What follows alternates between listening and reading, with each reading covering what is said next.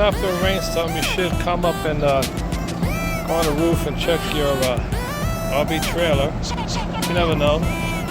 There's water sitting there on the slide cover. I'll just bring in the slide and then that water will go out. You should always come and check. Winegard Air 360. I gotta find out what that is about. Supposedly that's the antenna. I don't know.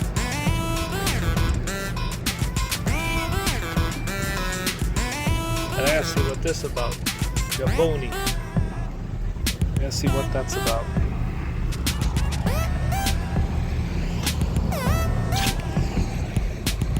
Yeah, there's the beach right there.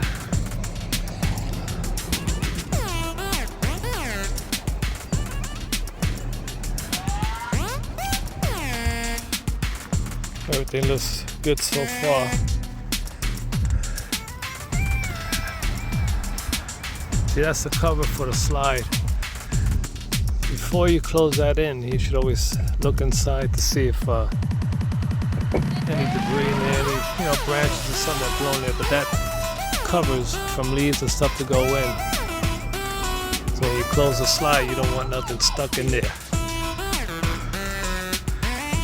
So that's why we have a cover. It retracts.